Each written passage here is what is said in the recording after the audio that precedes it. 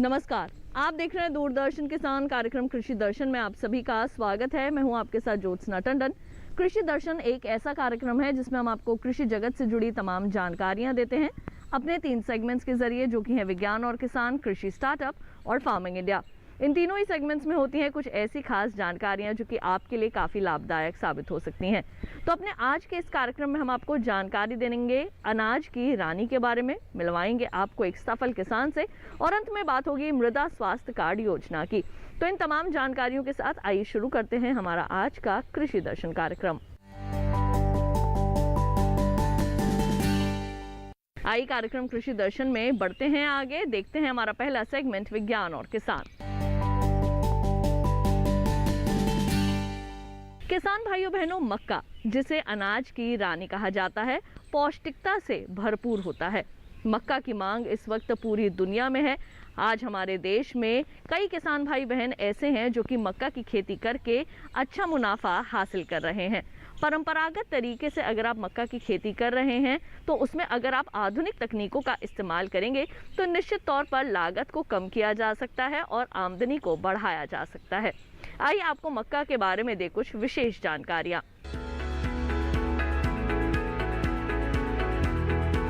मक्का की खेती दुनिया के करीब 165 देशों में होती है। कुल वैश्विक अनाज उत्पादन में 39% मक्का ही है। इसकी सबसे ज्यादा पैदावार अमेरिका में होती है, बल्कि इसे वहां की अर्थव्यवस्था का चालक माना जाता है। वैसे तो ये खरीफ की फसल है, लेकिन अलग अलग जलवायु को देखते हुए भारत में इसकी थोड़ी बहुत खेती पूरे साल होती रहती है।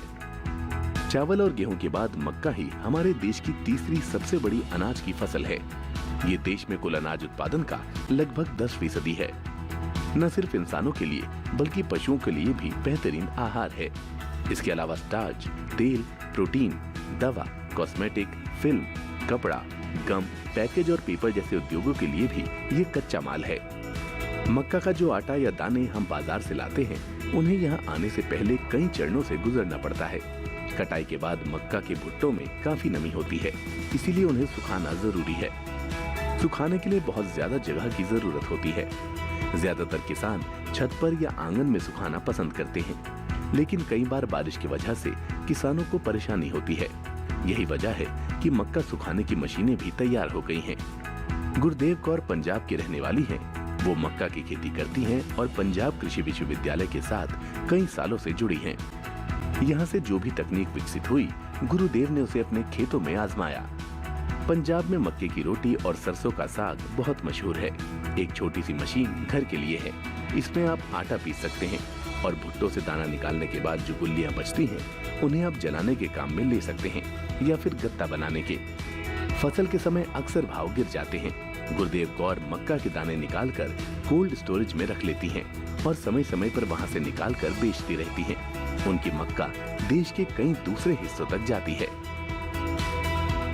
तो अभी आपने देखा सेगमेंट विज्ञान और किसान। इसके साथ ही कार्यक्रम कृषि दर्शन में वक्त हो चला है एक छोटे से ब्रेक का। जल्द लौटेंगे वापस अपने अगले सेगमेंट के साथ। आप कहीं मत जाइए, देखते रहिए दूरदर्शन किसान।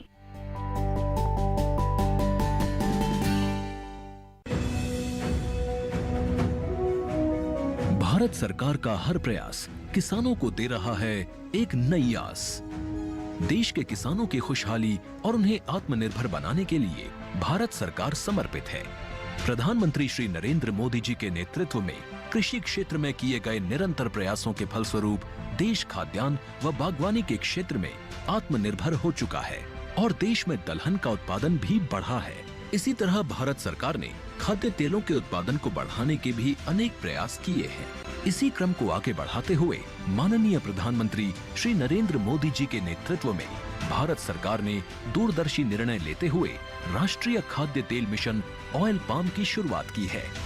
इस मिशन से देश भर के किसानों को बहुत लाभ मिलेगा। कृषि के पूंजी निवेश में वृद्धि होगी, खाद्य तेल आयात पर देश की निर्भरता कम होगी और रोजगार के नए अवसर पैदा होंगे। खाने के तेल में आत्मनिर्भरता के लिए अब राष्ट्रीय खाद्य तेल मिशन ऑयल पाम का संकल्प लिया गया है। इससे किसानों को तो सीधा लाभ होगा ही, गरीब और मध्यम वर्ग के परिवारों को सस्ता और अच्छी क्वालिटी का तेल भी मिलेगा। यही नहीं, ये मिशन बड़े स्तर पर रोजगार का निर्माण करेगा। इस मिशन के अंतर्गत ऑयल पाम का रकबा और पैदावार बढ़ाने पर जोर देने के लिए सरकार ने 11,000 करोड़ रुपए से अधिक की सहायता राशि निर्धारित की है। मिशन के तहत सरकार ने ऑयल पाम की खेती के लिए रोपण आदि की सहायता में बढ़ोतरी करते हुए पहले मिलने वाले 12,000 रुपए प्रति हेक्टेयर को बढ़ाकर 29,000 रुपए प्रति हेक्टेयर तक कर दिया है। ऑयल पाम के पुराने बागों के पुनरुद्धार के लिए 250 रुपए प्रति पौधा के हिसाब से विशेष सहायता दी जा रही है। पौधारोपण सामग्री की कमी दूर करने और बीजों की पैदावार करने वाले बागों को भी सहायता दी जाएगी। इसके तहत 15 हेक्टेयर ऑयल पाम उद्यान के लिए 80 लाख रुपए तक की सहायता राशि दी जाएगी। इसके अलावा नर्सरी विकास के लिए 40 लाख रुपए तक तय किए गए हैं। पूर्वोत्तर और अंडमान राज्यों के लिए विशेष सहायता का भी प्रावधान है। ऑयल पाम के किसान ताजे फलों के गुच्छे यानी FFB का उत्पादन करते हैं, जिनकी वर्तमान में कीमतें अंतर्राष्ट्रीय मूल्यों में उतार चढ़ाव के आधार पर तय होती हैं। पहली बार केंद्र सरकार ताजे फलों के गुच्छे की कीमत के लिए किसानों को आश्वासन दे रही है। ये व्यवहार्यता मूल्य यानी VP कहलाएगा, यानी किसानों को कोई घाटा नहीं होने दिया जाएगा। व्यवहार्यता मूल्य VP तय करने की शुरुआत 1 नवंबर से होगी और अगले वर्ष 31 अक्टूबर तक जारी रहेगी। इसे ऑयल पाम वर्ष कहा जाएगा। इस योजना के तहत वर्ष 2025-26 तक ऑयल पाम का रकबा 6.5 लाख हेक्टेयर सृजित करने और कच्चे ऑयल पाम की पैदावार वर्ष 2025-26 तक 11.20 लाख टन पहुंचाने का लक्ष्य निर्धारित किया गया है। सरकार के इस महत्वपूर्ण निर्णय से देश में ऑयल पाम की खेती करने वाले किसानों में विश्वास पैदा होगा और वे खेती का रकबा बढ़ाएंगे। इस तरह पाम ऑयल का उत्पादन भी बढ़ेगा, जिससे किसानों की आय बढ़ेगी और ग्रामीण अर्थव्यवस्था भी सुदृढ़ होगी।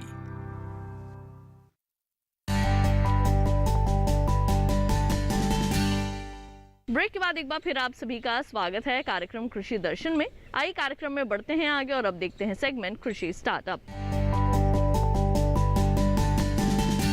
किसान भाइयों बहनों, डेयरी फार्मिंग अगर आप कर रहे हैं तो निश्चित तौर पर आप अपनी आमदनी को दोगुना कर सकते हैं। खेती किसानी के साथ साथ डेयरी के क्षेत्र में भी आप अपना हाथ आगे बढ़ा सकते हैं।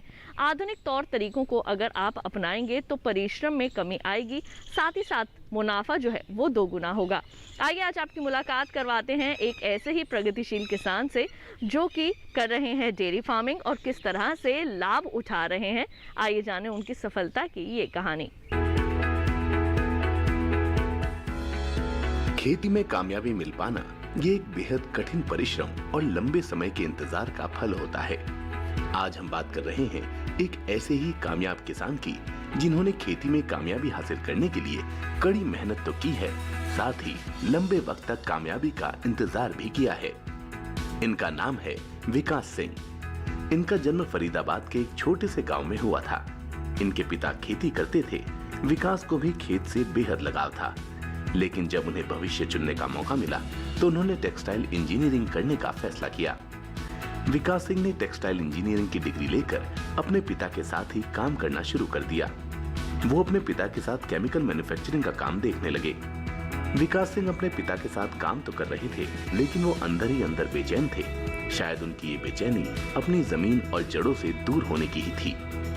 ये बेचैनी उनके खेत की थी जो उन्हें अपने पास बुला रहा था। चारों ओर फैले खेत विकास को आवाज देते प्रतीत होते थे। फिर क्या था, विकास सिंह ने फैसला कर लिया कि माटी से जो रिश्ता है उसको निभाना है। विकास ने डेयरी फार्मिंग करने का मन बना लिया। विकास सिंह ने 7 गायें खरीद ली और जिस जमीन पर पहले केमिकल मैन्युफैक्चरिंग का काम होता था वहां दूध का काम शुरू किया। विकास सिंह का डेयरी फार्म खोलना एक व्यवसाय ही था, लेकिन इसके पीछे एक गंभीर मकसद भी था। वो जानते थे कि आज के दौर में शुद्ध दूध नहीं मिल पा रहा है। वो खुद लंबे समय से दूध पीना छोड़ चुके थे। डेयरी फार्म के जरिए वो लोगों को शुद्ध दूध सप्लाई करना चाहते थे। विकास सिंह की दिनचर्या सुबह 4 बजे शुरू होती। गायों को चारा देना, उनकी देखभाल विकास सिंह स्वयं करते थे। वो जानते थे कि इन गायों से ही उनके भविष्य का निर्माण होना है। इसीलिए उन्होंने डेयरी फार्मिंग के विभिन्न कार्यों को बड़ी ही बारीकी से किया। गायों से प्राप्त दूध को बाजार में सही तरीके से बेचना भी जरूरी था। विकास जानते थे कि ये काम आसान नहीं है, लोगों को इस बात के लिए राजी करना कि वो उनकी डेयरी का ही दूध ले, ये काम मुश्किल तो था पर असंभव नहीं। विकास के मित्रों का एक बड़ा दायरा था जिन पर विकास सिंह को भरोसा था। विकास को ये भी यकीन था कि इस मामले में उनके मित्र उनकी मदद करेंगे। और दूसरा, विकास ने अपने दूध की क्वालिटी के साथ कोई समझौता नहीं किया। विकास सिंह अपनी डेयरी पर जो भी दूध निकालते हैं उसकी खास बात यह है कि वो मशीनों से निकाला जाता है। नई पद्धति से जुड़कर विकास सिंह ने अपने काम को एक नई गति दी है और वक्त के साथ कदम से कदम मिलाकर चल रहे हैं। उनकी डेयरी का दूध इनके गांव के साथ साथ आसपास के गांव में जाने लगा है, जिसके लिए विकास ने अपनी डेयरी के प्रचार प्रसार पर खासा ध्यान भी दिया है। लोगों के घरों तक दूध पहुंचाने की पूरी प्रक्रिया है। दूध निकालने के बाद विभिन्न चरणों से गुजरते हुए दूध डिब्बों में पैक हो जाता है। इन दूध के डिब्बों को गाड़ी में बड़े सलीके से रखवाया जाता है। किन किन घरों में दूध जाना है, इनकी पूरी लिस्ट बनाई जाती है। इसके बाद दूध की आपूर्ति के लिए विकास सिंह खुद ही गाड़ी लेकर निकलते हैं और लोगों के घरों तक दूध को पहुंचाते हैं। विकास सिंह अपने इस डेयरी फार्म को ऊंचाइयों तक पहुंचाना चाहते हैं। वो इसके विस्तार के लिए बड़ी मेहनत करते हैं। उनकी इच्छा है कि वो देसी गायों के दूध को तवज्जो दें, क्योंकि वो जानते हैं कि देसी गायों का दूध ज्यादा शुद्ध और पौष्टिक होता है। साथ ही वो ये भी जानते हैं कि दूध का वैल्यू एडिशन करके अन्य उत्पाद भी तैयार किए जाते हैं। वो निकटतम भविष्य में इस काम को भी अपनाकर अपनी वार्षिक आय बढ़ाना चाहते हैं। शिक्षित विकास सिंह शिक्षा के फायदों से भी भली भांति वाकिफ हैं। वो मानते हैं कि शिक्षा इंसान को कोई भी काम बेहतर ढंग से करना सिखाती है। यही कारण है कि वो डेयरी फार्मिंग के सारे काम आधुनिक तकनीकों के साथ कर रहे हैं। तो अभी आपने देखा सेगमेंट कृषि स्टार्टअप। कार्यक्रम कृषि दर्शन में वक्त हो चला है एक और छोटे से ब्रेक का। जल्द लौटेंगे वापस और देंगे आपको जानकारी मृदा स्वास्थ्य कार्ड के बारे में। कहीं मत जाइए, देखते रहिए दूरदर्शन किसान।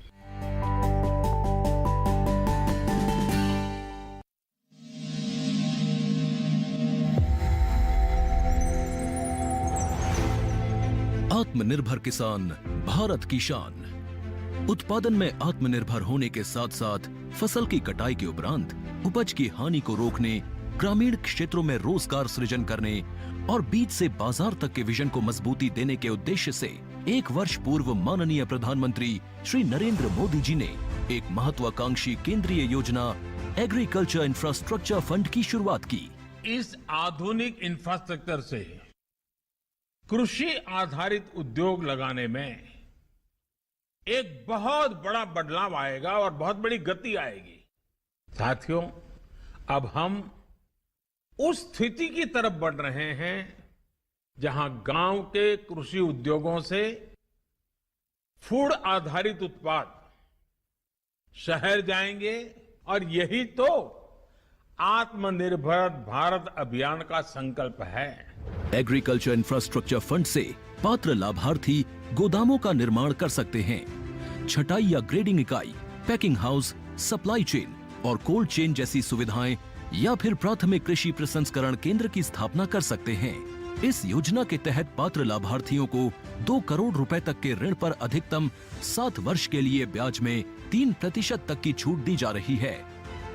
ऋण पुनर्भुगतान के लिए 6 महीने से 2 वर्ष तक मोरेटोरियम की सुविधा भी उपलब्ध है। इस योजना ने अब तक सफलता की कई मिसालें कायम की हैं, जैसे कि मध्य प्रदेश के लाभार्थी श्री विपिन त्रिपाठी ने एग्रीकल्चर वेस्ट से बायोफ्यूल बनाने का इनोवेटिव प्राइमरी प्रोसेसिंग सेंटर लगाया है। लोन मिलने की वजह से हम समय पर सारी मशीनों का प्रोक्योरमेंट और सारा सिविल वर्क टाइम पे करवा पाए, जिससे ये प्रोजेक्ट को लगाना संभव हो पाया। राजस्थान के लाभार्थी श्री यशवर्धन मुंद्रा ने सॉर्टिंग एंड ग्रेडिंग यूनिट लगाकर रोजगार के अवसर पैदा किए हैं। कर्नाटक की महिला उद्यमी श्रीमती ममता वी ने प्राइमरी प्रोसेसिंग सेंटर लगाकर प्रगति की नई राह चुनी है। ಸಣ್ಣ ಪುಟ್ಟ ಉದ್ಯಮಿಗಳನ್ನ ಮತ್ತಷ್ಟು ಅಗ್ರಿಕಲ್ಚರಲ್ಲಿ ಹೆಚ್ಚು ನಾವು ಇನ್ನಷ್ಟು ಸಾಧನೆ ಮಾಡಲಿಕ್ಕೆ ಕಾರಣಕಾರಕವಾದಂತ ಈ ಅಗ್ರಿಕಲ್ಚರಲ್ ಇನ್ಫ್ರಾಸ್ಟ್ರಕ್ಚರ್ ಫಂಡ್ ಇಂದ ನಮ್ಮ ಇನ್ನಷ್ಟು ಯೋಜನೆಗಳು ಆಯೋಜನೆಗಳು ಉತ್ತಮಗೊಂಡಿದೆ। राजस्थान के लाभार्थी श्री दिनेश भट्टर ने जीरे की प्रोसेसिंग यूनिट लगाकर आसपास के ग्रामीणों को आत्मनिर्भरता प्रदान की है। महाराष्ट्र के लाभार्थी श्री अनूप कुमार मोहता ने वेयर हाउस बनाकर अन्न भंडारण को सुनिश्चित किया है।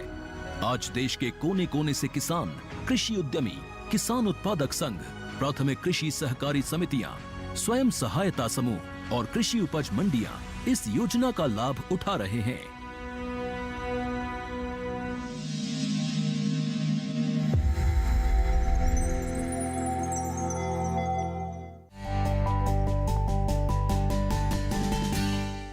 ब्रेक के बाद एक बार फिर आप सभी का स्वागत है कार्यक्रम कृषि दर्शन में। आइए कार्यक्रम में बढ़ते हैं आगे और अब देखते हैं सेगमेंट फार्मिंग इंडिया। रसायनों के अंधाधुंध प्रयोग के कारण न केवल हमारी मिट्टी की सेहत खराब हुई है, बल्कि उसके कारण मिट्टी की उर्वरा शक्ति में भी काफ़ी कमी आई है। लेकिन अब एक बार फिर से हमारी सरकार जो है मिट्टी की सेहत को सुधारने के लिए कई सारे कार्य जो है वो कर रही है, जिसमें से एक योजना है मृदा स्वास्थ्य कार्ड योजना। अगर आप मृदा स्वास्थ्य कार्ड बनवाते हैं तो निश्चित तौर पर कृषि वैज्ञानिक आपको ये जानकारी दे पाएंगे कि आपकी मिट्टी के अंदर कौन से ऐसे खनिज लवण हैं जिनकी कमी है और जिसे आप पूरा करके अपनी फसलों का ज़्यादा से ज़्यादा उत्पादन हासिल कर सकते हैं बिना रसायनों के प्रयोग के। तो आइए आपको मृदा स्वास्थ्य कार्ड के बारे में दे कुछ विशेष जानकारियाँ।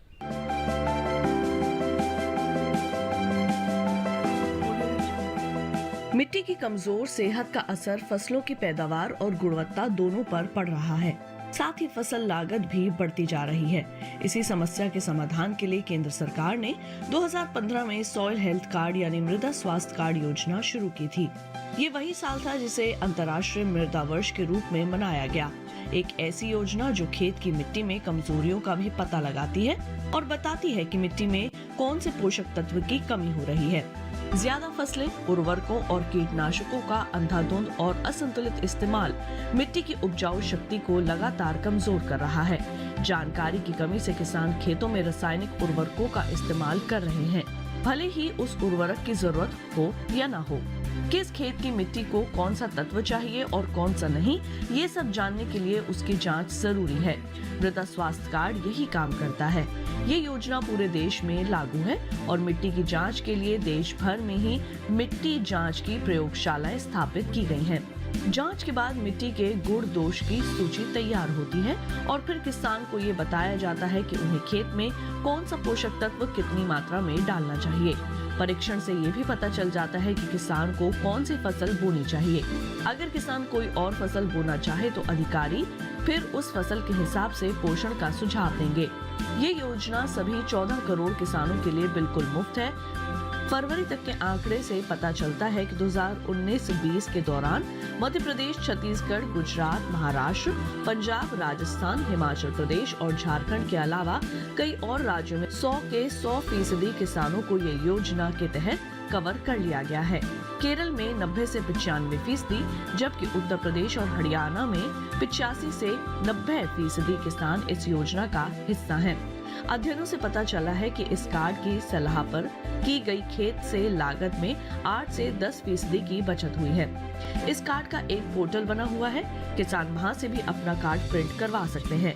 इस पोर्टल पर 21 भाषाओं में खेती के बारे में बहुत सी जानकारियां उपलब्ध हैं। किसानों के लाभ के लिए प्रशिक्षण, प्रदर्शनी और किसान मेलों का भी आयोजन किया जाता है। 2019-20 के दौरान आदर्श ग्राम विकास के नाम से एक परियोजना शुरू की गई है, जिसके तहत खेतों से मिट्टी के नमूने उठाए गए। परियोजना के तहत हर ब्लॉक से एक गांव लिया जाता है और वहां मिट्टी के नमूने जमा करके उनकी जांच होती है। इस तरह हर गांव में 1 हेक्टेयर रकबे की जमीन से नमूने लिए जाते हैं। तो अभी आपने देखा सेगमेंट फार्मिंग इंडिया। आइए कार्यक्रम कृषि दर्शन में बढ़ते हैं आगे। अथर्ववेद में कहा गया है कि धरती हमारी माता है और हम उसके बच्चे हैं।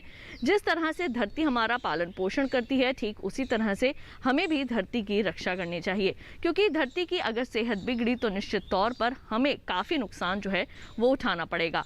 इन सभी बातों को ध्यान में रखते हुए आज की जो हमारी वर्तमान सरकार है वो प्राकृतिक खेती की ओर एक बार फिर से किसानों का रुझान लाने की कोशिश कर रही है। हमारे कई किसान भाई बहन ऐसे हैं जो कि पहले से ही प्राकृतिक खेती कर रहे हैं, लेकिन अगर आप भी करना चाहते हैं प्राकृतिक खेती तो ये जानकारी होगी आपके लिए काफी लाभकारी।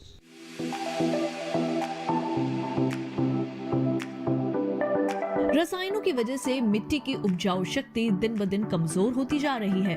पर्यावरण प्रदूषण बढ़ रहा है सो अलग, कृषि रसायनों के लिए दुनिया भर में चिंता जताई जा रही है और उपाय तलाशे जा रहे हैं। जैविक खेती इसी तलाश का नतीजा है, लेकिन समस्या ये है कि जैविक खेती भी पूरी तरह रसायन मुक्त नहीं है। अगर आपको एकदम शुद्ध फसलें उगानी है तो प्राकृतिक खेती अपनानी होगी। प्राकृतिक खेती देसी गाय पर आधारित कृषि पद्धति है जो मुख्य रूप से मिट्टी के स्वास्थ्य पर जोर देती है। मिट्टी जितनी स्वस्थ होगी, फसल भी उतनी ही बेहतर होगी। दरअसल मिट्टी में पौधों के विकास के लिए 16 तरह के पोषक तत्व होते हैं। देसी गाय के गोबर में सभी तत्व मौजूद हैं और कमाल की बात ये है कि अकेली गाय 30 एकड़ जमीन पर खेती के लिए काफी है। देसी गाय के गोबर और मूत्र की गंध केचुओं की संख्या बढ़ाने में भी मददगार है। हम सभी जानते हैं कि केचुए किसानों के मित्र माने जाते हैं। आपको बता दें कि प्राकृतिक खेती के लिए गहरी जुताई की जरूरत नहीं होती। इसमें सिंचाई पौधों से कुछ दूरी पर की जाती है, जिसमें सिर्फ 10% ही पानी लगता है। दूर से पानी देने के कारण जड़ों की लंबाई बढ़ती है, जिससे तनों की मोटाई और पौधों की लंबाई में भी इजाफा होता है। प्राकृतिक खेती में पौधों की दिशा उत्तर दक्षिण होती है। ऐसा करने से पौधों को सूरज की ऊर्जा और रोशनी ज्यादा समय तक मिल जाती है। इससे पौधे अपने शरीर का निर्माण कर लेते हैं, जिससे न सिर्फ कीट लगने की आशंका कम हो जाती है, बल्कि पौधों में पोषक तत्व भी संतुलित मात्रा में इकट्ठे हो जाते हैं। प्राकृतिक खेती में मुख्य फसल के साथ सहयोगी फसलों को भी उगा सकते हैं। इसी तरह की खेती में देसी बीजों की काफी अहम भूमिका होती है। देसी बीज पोषक तत्व कम लेते हैं और पैदावार ज्यादा देते हैं। दूसरी ओर जलवायु परिवर्तन का असर खेती पर भी पड़ रहा है। प्राकृतिक खेती से उपजी फसलें मौसम की विषमताओं को काफी हद तक सहन कर लेती हैं, जिससे किसान आर्थिक नुकसान से बच रहे हैं। खेती के लिए खाद और कीटनाशक की जरूरत होती है। प्राकृतिक खेती में ये दोनों चीजें प्राकृतिक तरीके से ही बनाई जाती हैं, वो भी घर पर मौजूद सामग्री से। इसमें 2 तरह की खाद होती है, जीवामृत और घन जीवामृत। खाद 2 तरह से बन सकती है। मिट्टी की भौतिक दशा को सुधार देगा। इस तरह कीटनाशक भी गोबर, गौमूत्र, पौधों के पत्ते, तंबाकू, लहसुन और लाल मिर्च से बनाए जाते हैं। प्राकृतिक खेती में पोषण और कीट नियंत्रण के लिए बाजार से कुछ भी अतिरिक्त सामान नहीं खरीदना होता, इसलिए इसे जीरो बजट फार्मिंग यानी शून्य बजट खेती भी कहा जाता है। दक्षिण भारत में ये खेती लोकप्रिय हो रही है और खास तौर से कर्नाटक में। प्रधानमंत्री श्री नरेंद्र मोदी जी जिस तरह से खेती को प्रोत्साहित कर रहे हैं, उनकी सरकार ने परंपरागत कृषि विकास योजना में ही भारतीय प्राकृतिक कृषि पद्धति के नाम से एक उप योजना तैयार की है। इसके अंतर्गत किसान को 3 साल के लिए प्रति हेक्टेयर 12,200 रुपए की आर्थिक सहायता दी जाती है। पद्मश्री सुभाष पालेकर प्राकृतिक खेती के जनक हैं। वैसे बिना रसायनों वाली खेती भारत के लिए कोई नया विचार नहीं है। हमारे किसान हजारों साल से इसी तरह की खेती करते आ रहे हैं। वेदों और उपनिषदों में भी इस संबंध में श्लोक मिल जाते हैं। रसायनों का उपयोग हरित क्रांति के दौरान शुरू हुआ। अब चूंकि पूरी दुनिया इनके दुष्परिणामों को जान चुकी है, ऐसे में भारत प्राकृतिक खेती के रूप में दुनिया को नई राह दिखा रहा है। और इसी के साथ हम उम्मीद करेंगे कि हमारे आज के कृषि दर्शन कार्यक्रम में दी गई जानकारियां आप सभी के जरूर काम आएंगी। किसान भाइयों बहनों, कृषि दर्शन आपका अपना कार्यक्रम है। इस कार्यक्रम के लिए अगर आप अपने कोई सुझाव देना चाहते हैं तो आप हमें पत्र लिख सकते हैं। हमारा पता है कृषि दर्शन, कमरा number 59A, CPC Doordarshan, Khelgaon, नई दिल्ली 110049। अगर आप हमें ईमेल करना चाहते हैं तो हमारा ईमेल ID है krishidarshanddd@gmail.com।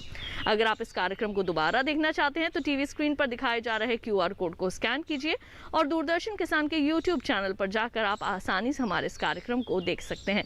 तो आज के लिए केवल इतना ही। मुझे दीजिए इजाजत। आप देखते रहिए दूरदर्शन किसान। रखिए अपनी सेहत का ख्याल। नमस्कार।